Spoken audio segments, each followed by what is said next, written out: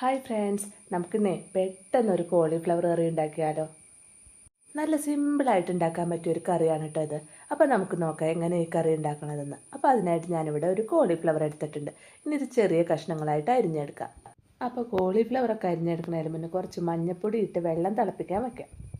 ഇനി നമുക്ക് ചെറിയ കഷ്ണങ്ങളായിട്ട് അരിഞ്ഞു വെച്ചേക്കണ കോളിഫ്ലവർ തിളച്ച വെള്ളത്തിലേക്ക് ഇട്ട് കൊടുക്കാം. കോളിഫ്ലവർ ഇട്ട് ഒരു 5 മിനിറ്റോളം നമുക്കത് തിളപ്പിച്ചെടുക്കണം കേട്ടോ. ഇനി ഇതിലേക്ക് ആവശ്യത്തിന് ഉരുളൻകിഴങ്ങ്, തക്കാളി, സബോള, വെളുത്തുള്ളി, ഇഞ്ചി, പച്ചമുളക് അത്രയാണ് ഇട്ട് എടുത്തത്. അതൊക്കെ നമുക്ക് അരിഞ്ഞെടുക്കാം. ഇനി ഒരു പാൻ അടുപ്പത്ത് വെച്ച് കൊടുക്കാം. അതിലാവശ്യത്തിന് വെളിച്ചെണ്ണ ഒഴിച്ച് അരിഞ്ഞു വെച്ച സബോള, ഇഞ്ചി, വെളുത്തുള്ളി, കറിവേപ്പില എല്ലാം ചേർത്ത് നല്ലോണം വഴറ്റിയെടുക്കാം. കുറച്ച് ഉപ്പ് കൂടി ചേർത്തിട്ട് വഴറ്റിയെടുക്കണം കേട്ടോ. അതിനുശേഷം സവോളയൊക്കെ വാടി കഴിയുമ്പോൾ ഒരു തക്കാളി അരിഞ്ഞതാണ്, അതും കൂടി ചേർത്ത് നല്ലോണം വഴറ്റിയെടുക്കാം.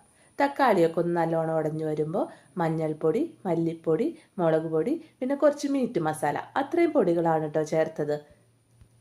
പൊടികളുടെ പച്ചമണമൊക്കെ മാറിക്കഴിയുമ്പോൾ നമുക്ക് ഉരുളൻകിഴങ്ങും കോളിഫ്ലവറും ചേർത്ത് കൊടുക്കാം. കുറച്ച് ഉപ്പും കൂടി ചേർത്തായിരുന്നു കേട്ടോ ഞാൻ. അതിനുശേഷം നല്ലോണം മിക്സ് ചെയ്തെടുക്കാം.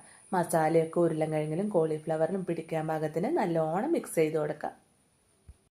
ഇനി നമുക്ക് കറിക്ക് ആവശ്യത്തിനുള്ള വെള്ളം ഒഴിച്ചു കൊടുക്കാം. നമ്മുടെ കോളിഫ്ലവറും ഉരുളൻകിഴങ്ങും ഒക്കെ വെന്ത് കിട്ടാൻ പാകത്തിന് കുറച്ച് വെള്ളം ചേർത്ത് കൊടുക്കാം. മൂടി വെച്ച് വേവിക്കാം.